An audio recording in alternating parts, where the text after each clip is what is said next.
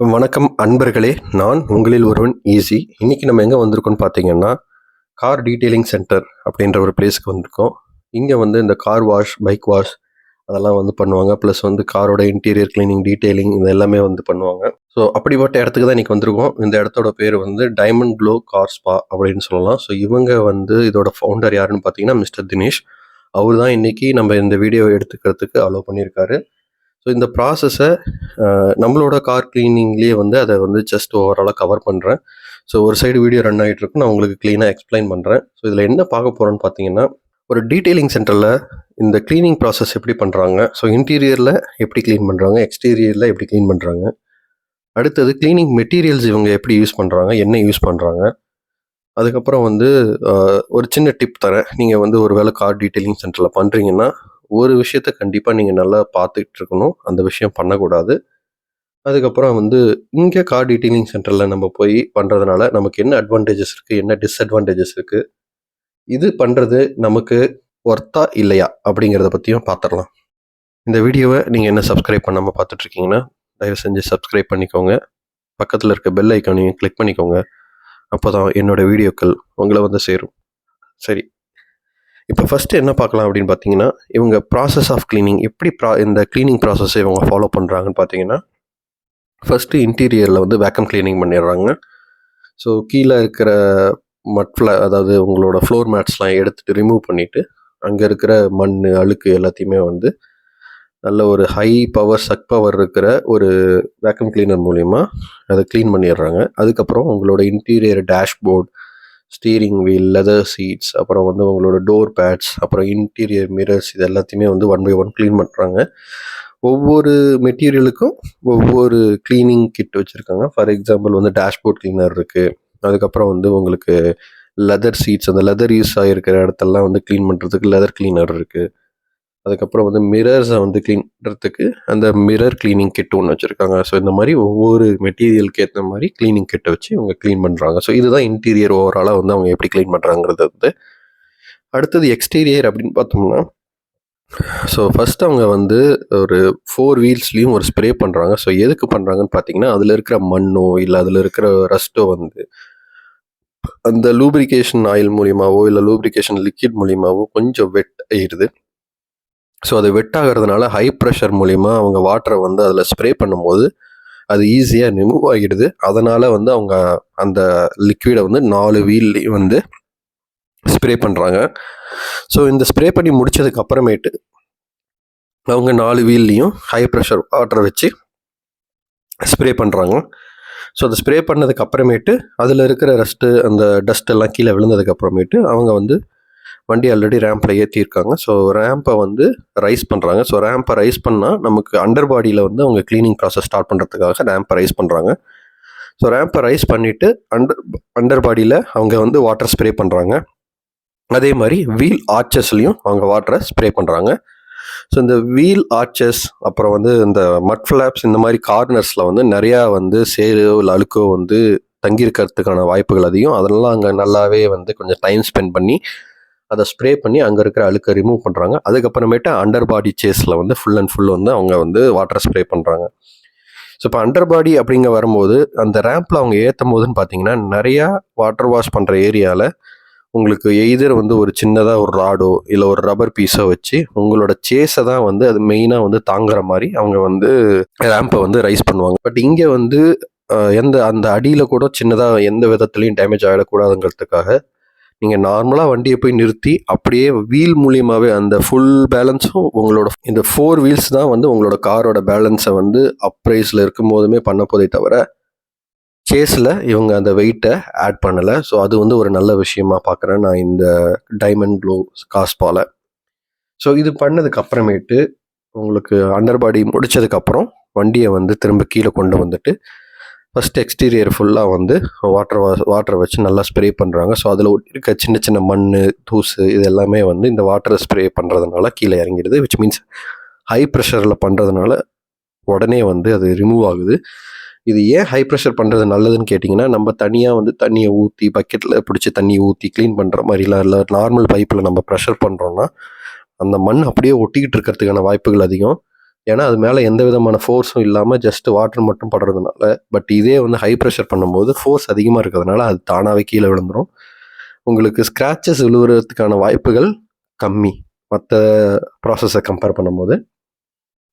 So இதை முடிச்சதுக்கு அப்புறமேட்டு அவங்க வந்து நார்மலாக ஃபோம் வாஷ் பண்ணுவாங்க. ஸோ ஃபோம் லிக்விடை வச்சு அந்த வாட்டரோட கலந்து அதை வண்டி ஃபுல்லாக ஸ்ப்ரே பண்ணிவிட்டு அப்புறம் வந்து உங்களுக்கு வந்து இந்த ஃபைபர் கிளாத்ஸை வச்சு அது நல்லா வைப் பண்ணி எடுப்பாங்க. ஸோ ஏன் இதை வைப் பண்ண வேண்டியது இருக்குன்னா, உங்களுக்கு மண்ணெலாம் கீழே விழுந்துடும். பட் அதோட அச்சு வந்து அந்த சேறுபட்ட அச்சோ தண்ணிப்பட்ட அச்சோ அதில் அப்படியே இருக்கும். ஸோ அதை க்ளீன் பண்ணுறதுக்காகவும் அதில் இருக்கிற அழுக்கு ஒட்டி தண்ணியோட ஒட்டிகிட்டு இருக்க அழுக்கை க்ளீன் பண்ணுறதுக்காக உங்களுக்கு இந்த கிளாத்ஸை ஃபைபர் கிளாத்ஸை வச்சு க்ளீன் பண்ணுவாங்க.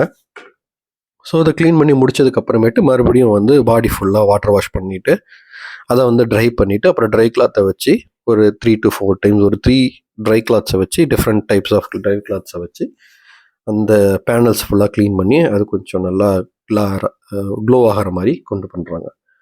ஸோ இந்த மாதிரி எக்ஸ்டீரியர் முடிச்சதுக்கப்புறம் இன்டீரியர் ஆல்ரெடி பண்ணிட்டாங்க, எக்ஸ்டீரியர் பண்ணிட்டாங்க. ஸோ இதுதான் இவங்க டீட்டெயிலிங் சென்டரில் ஒரு ரெகுலர் கார் வாஷ்க்கு பண்ணுற ஒரு காமன் ப்ராசஸ். ஸோ இதுக்கு மேலே ப்ரீமியம் கார் வாஷ் இல்லை வந்து டைமண்ட் அந்த மாதிரி ஒவ்வொரு ஃபேஸ் ஆஃப் கார் வாஷ் இருக்குது. அதுக்கேற்ற மாதிரி அதுக்கான டீட்டெயில் வந்து அதிகமாக இருக்கும். அதுக்கேற்ற மாதிரி அதோட ப்ரைஸும் அதிகமாக இருக்கும்.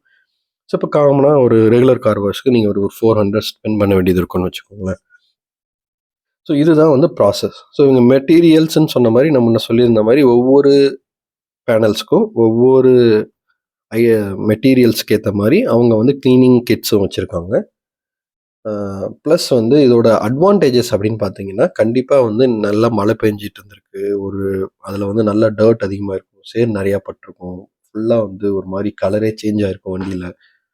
அந்த மாதிரி டைமில் நீங்கள் வந்து ஹை ப்ரெஷர் வாஷ் இந்த மாதிரி டீட்டெயிலிங் சென்டர் போனீங்கன்னா உங்களுக்கு ஈஸி டு க்ளீனாக இருக்கும். ஏன்னா அவங்க அந்த ப்ரெஷர் அதிகமாக வச்சு யூஸ் பண்ணுறதுனால ஈஸியாக அது ரிமூவ் ஆகிடும். உங்களுக்கான நீங்கள் டைம் அதுக்கு ஸ்பெண்ட் பண்ண வேண்டிய டைம் வந்து கண்டிப்பாக கம்மியாக இருக்க போகுது. அப்புறம் உங்களோட மேனுவல் ஒர்க்கு கண்டிப்பாக கம்மியாக இருக்க போகுது. அதுவும் இல்லாமல் மெயின் ப்ளஸ் என்னென்னா அண்டர் பாடி வாஷ். நம்மளால் வீட்டில் அண்டர் பாடி வாஷ் பண்ண முடியாது. ஸோ இது க்ளீனாக வந்து அவங்க அண்டர் பாடி வாஷ் பண்ணும்போது வண்டியோட சேஸோட லைஃப் வந்து கொஞ்சம் நல்லாயிருக்கும். நார்மலாகவே வந்து என்னதான் நீங்கள் மலையில் ஓட்டியிருந்தாலும் அடியில் வந்து அப்படி தான் இருக்கும். பட் நீங்கள் அதை கரெக்டாக க்ளீன் பண்ணி ரெகுலராக வச்சுக்கிட்டிங்கன்னா அந்த துரு பிடிக்கிறது வந்து டிலே நல்லா வந்து நம்ம போஸ்ட்பான் பண்ண முடியறதுக்கான வாய்ப்புகள் அதிகமாக இருக்குது. ஸோ அதனால் நீங்கள் இந்த மாதிரி ஹெவி டர்ட் இருக்கிற டைமில் நீங்கள் தாராளமாக போய் ஒரு டீட்டெயிலிங் சென்டரில் நம்ம கார் வாஷ் பண்ணலாம். இதில் டிஸ்அட்வான்டேஜஸ் என்னென்னு பார்த்தீங்கன்னா, ஒரு வாஷுக்கு நீங்கள் 400 ருபீஸ் ஸ்பெண்ட் பண்ணுறீங்க. ஒரு 2 வீக்ஸ்க்கு ஒன்ஸ் நீங்கள் வந்து க்ளீன் பண்ணுறீங்கன்னா பெர் மந்த்துக்கு ட்வைஸ், அப்போ 6 மந்த்துக்கு கிட்டத்தட்ட 12 டைம்ஸ் நீங்கள் பண்ண போகிறீங்க. ஸோ 12 டைம்ஸ் வந்து நீங்கள் 400 ருபீஸ் ஸ்பெண்ட் பண்ண போகிறீங்க அப்படின்னு பார்த்தீங்கன்னா அரௌண்ட் 4800 இல்லை 5000 நீங்கள் ஸ்பெண்ட் பண்ண போகிறீங்க. ஸோ அந்த 5000 ருபீஸ் நீங்கள் ஸ்பெண்ட் பண்ணுறது உங்களுக்கு ஒர்த்தா அப்படிங்கிறத யோசிச்சு பார்த்தீங்கன்னா கண்டிப்பாக வந்து once R twice it may worth. ஏன்னா வந்து நம்ம டர்ட் அதிகமாக இருக்கும் போது நம்ம பண்ண போகிறோம். பட் எல்லா டைமும் அந்த 400 ருபீஸ் ஒர்த்தானா கண்டிப்பாக கிடையாது. ஸோ அதில் கொஞ்சம் நீங்கள் யோசிக்கணும். அடுத்தது வந்து நீங்கள் ஒரு இடத்துக்கு போய் நீங்கள் கார் வாஷ் கொடுக்குறீங்கன்னா ஃபஸ்ட்டே வந்து ஒரு அப்பாயின்மெண்ட் மாதிரி புக் பண்ணணும். இல்லை ஆல்ரெடி உங்களுக்கு தெரிஞ்சவங்களாக இருந்தால் கூட நான் அந்த டைமுக்கு வரேன்னு நீங்கள் ஒரு ஃபோன் பண்ணி இன்ஃபார்ம் பண்ணிவிட்டு நீங்கள் போகிற மாதிரி இருக்கும். ஸோ நீங்கள் எதையுமே கொஞ்சம் பிளான் பண்ணி பண்ணுறதா இருக்கும். ஒரு ஹரிபரியில் நம்மளால் எதையுமே பண்ண முடியாது. இன்னொரு நெகட்டிவ் பாயிண்ட் என்னன்னு பார்த்தோம்னா, அவங்க யூஸ்டு கிளாத்ஸ் தான் யூஸ் பண்ணுவாங்க. விச் மீன்ஸ் வந்து அவங்க வந்து ஒரு 4 or 8 or 10 கிளாத்ஸ் வச்சுருக்காங்கன்னு வச்சுக்கோங்க. ஸோ த்ரூ அவுட் அந்த கிளாத்தோட மெட்டீரியலோட லைஃப் இருக்கிற வரைக்கும் அவங்க அதே 10 மெட்டீரியல்ஸை வச்சு ஹண்ட்ரட்ஸ் ஆஃப் கார்ஸை வந்து க்ளீன் பண்ணுவாங்க. அதனால் வந்து நமக்கு நம்மளோட கார் க்ளீனிங் ப்ராசஸில் பெருசாக டிஃப்ரென்ஸ் இருக்காது. பட் ஸ்க்ராச்சஸ் விழுகிறதுக்கான வாய்ப்புகள் வந்து ஒரு 2% எக்ஸ்ட்ரா இருக்குன்னே சொல்லலாம். ஸோ நீங்கள் ரிஸ்க் எடுக்க விரும்பலை அப்படிங்கிற பட்சத்தில் வந்து நம்ம அதை யோசிக்க வேண்டியது இருக்கும். அப்புறம் வந்து வாஷிங் மெட்டீரியலோட குவாலிட்டி. ஸோ வந்து நீங்கள் ஒரு பிளேஸில் ஒரு கைண்ட் ஆஃப் மெட்டீரியல் யூஸ் பண்ணுவாங்க. ஸோ அவங்க வந்து ஒரு ஓவராலாக பல்காக யூஸ் பண்ணுறதுனால அவங்க வந்து மெட்டீரியல் வந்து ஒரு 3M ப்ராடக்ட்டோ நீங்கள் எக்ஸ்பெக்ட் பண்ணுற மாதிரி ஒரு 3M ப்ராடக்ட்டோ அந்த மாதிரி யூஸ் பண்ணுவாங்க. ஆனால் ரொம்ப ப்ரீமியமான ஷாப்ஸில் அதை யூஸ் பண்ணுவாங்க. பட் ரெகுலர் ஷாப்ஸில் வந்து ஒரு மீடியம் குவாலிட்டி மெட்டீரியலை யூஸ் பண்ணி தான் உங்களுக்கு க்ளீனிங் ப்ராசஸ் அதை ஸ்டார்ட் பண்ணுவாங்க. அதனால் நீங்கள் வந்து கொஞ்சம் குவாலிட்டி எதிர்பார்க்குறீங்கன்னா அதையும் நீங்கள் யோசிக்க வேண்டியது இருக்குது. ஸோ இதுதான் இதோட டிஸ்அட்வான்டேஜஸ். ஸோ இப்போ நம்ம என்ன பார்க்கணும் அப்படின்னு பார்த்தீங்கன்னா, இந்த காசை நான் ஸ்பெண்ட் பண்ணுறது எனக்கு ஒர்த்தான்னு கேட்டிங்கன்னா கண்டிப்பாக ஒர்த்து. ஆனால் எந்த இடத்துல எந்த நேரத்தில் அப்படிங்கிறத பொறுத்து தான் வந்து இதோட ஒர்த் இருக்குது. ஸோ வந்து நிறைய டர்ட் இருக்குது, எனக்கு டைம் இல்லை, எனக்கு வந்து க்ளீனாக வந்து அண்டர் பாடிலையும் இருக்கணும் அப்படின்னு நினைக்கிறவங்க தாராளமாக வந்து இதை ஸ்பெண்ட் பண்ணலாம். எனக்கு வந்து டர்ட் கம்மியா தான் இருக்கு. அண்டர் பாடில எனக்கு பெருசா டர்ட் இருக்க மாரி தோணல. நான் வீட்லயே பண்ணிக்கலாம்னு நெனைக்கிறவங்க கண்டிப்பா வீட்ல பண்ணிக்கலாம். ஸோ நீங்க வீட்ல பண்ணணும்னு நெனச்சீங்கன்னா, அதுக்குன்னு வந்து நீங்க மெட்டீரியலுக்கு ஸ்பெண்ட் பண்ண போற காஸ்ட்ன்னு பார்த்தீங்கன்னா, இந்த கிளீனிங் கிட்டுக்குன்னு பார்த்தீங்கன்னா, ஒரு 3K ஸ்பெண்ட் பண்ணுவீங்க. பிளஸ் வந்து அ ஒரு வேள நீங்க வந்து வேக்கம் கிளீனரும் வேணும், எனக்கு பிரஷர் வாஷரும் வேணும்னா, அதுக்கு ஒரு 6K டோட்டலா ஸ்பெண்ட் பண்ண போறீங்க. ஸோ நீங்க வந்து ஒரு 3K ஸ்பெண்ட் பண்ணீங்கன்னா, 6 மந்த்ஸ் டூ 8 மந்த்ஸ் தாராளமா அந்த லிக்விட்ஸோ, அந்த இதோ இருக்க போகுது. ஏன்னா, நீங்க வந்து அதிகமா வந்து நம்ம யூஸ் பண்ண போறது கிடையாது. ஆனா, இந்த இந்த ஹை பிரஷர் வாஷரும், நீங்க வந்து வேக்கம் கிளீனரும் வாங்குறீங்கன்னா, ஹேண்டியா அந்த போர்ட்டபிள் வேக்கம் கிளீனர்ஸ்லாம் இருக்கு. ஸோ அதெல்லாம் வாங்குறீங்கன்னா, எப்படியும் வந்து ஒரு 3 இயர்ஸ், 4 இயர்ஸ் நீங்க அத கண்டிப்பா வந்து மெயின்டெயின் நீங்க இதுக்குன்னு நீங்க இன்வெஸ்ட் பண்ண போற அமௌண்ட்ன்னு பார்த்தீங்கன்னா, கண்டிப்பா வந்து comparatively lesser than what you are going to spend in காஸ்பா. அது வந்து கண்டிப்பா உங்களுக்கு ஒரு சேவிங்ஸா இருக்கும். அதுவும் இல்லாம உங்களுக்கு ஒரு நீங்க வந்து வண்டிய மெயின்டெயின் பண்றீங்க அப்படிங்கிறதுக்கு, நீங்க அதுல இன்வெஸ்ட் பண்ற மணி மட்டும் இல்லாம உங்களோட டைமும் இன்வெஸ்ட் பண்ண போறீங்க. ஸோ அது கண்டிப்பா ஒரு சாட்டிஸ்ஃபேக்ஷன் உங்களுக்கு குடுக்கும். நீங்க ஒரு கார் லவரா இருக்கும்போது. அம் அதனால நான் முன்ன சொன்ன மாரி உங்களுக்கு டர்ட் அதிகமா இருக்கு, எனக்கு டைம் இல்ல, எனக்கு அண்டர் பாடிலாம் வாஷ் பண்ணணும்னா, நீங்க தாராளமா வந்து டீட்டெயிலிங் சென்டர் போயிடுங்க. இல்லன்னா உங்களுக்கு டைம் இருக்கு, உங்களால கொஞ்சம் டைம் ஸ்பெண்ட் பண்ணி ஒரு 1 ஹவர், 1 1/2 ஹவர் டைம் ஸ்பெண்ட் பண்ணி என்னால வண்டி கிளீன் பண்றதுக்காக பண்ண முடியும்னா, நீங்க கண்டிப்பா வந்து கிளீன் பண்றத வீட்லயே பண்ணலாம். ஸோ இதுதான் இந்த வீடியோவோட கன்க்ளூஷன். அ உங்களுக்கு இந்த கார் டீட்டெயிலிங் சென்டரோட அட்ரஸ வந்து நான் டிஸ்கிரிப்ஷன்ல குடுக்குறேன். நீங்க விருப்பம் இருந்தா தாராளமா போய் ட்ரை பண்ணுங்க. கண்டிப்பா வந்து இவரு நீட்டா பண்றாரு. டைம் எடுத்து பண்றாங்க. அதுதான் வந்து இந்த கார்ஸ் இந்த டைமண்ட் க்ளோ கார் ஸ்பாவோட ஒரு பெரிய ப்ளஸ்ன்னு நான் சொல்லுவேன். ஹரிபரியா பண்ணாம, அ டைம் எடுத்து அந்த பேனல் பை பேனலா கிளீனா வந்து உங்களுக்கு இத கிளீன் பண்ணி குடுத்தாங்க. என் கண்ணு முன்னாடி நான் பார்த்தேன். அதனால நான் சொல்றேன். உங்களோட எக்ஸ்பீரியன்ஸ் எப்படி இருக்குன்னு கமெண்ட்ல சொல்லுங்க. நன்றி. மீண்டும் ஒரு சுவாரஸ்யமான வீடியோவுல உங்கள வந்து சந்திக்கும் வரை, உங்களிடமிருந்து விடைபெறுவது உங்களில் ஒருவன் ஈஸி. Bye bye.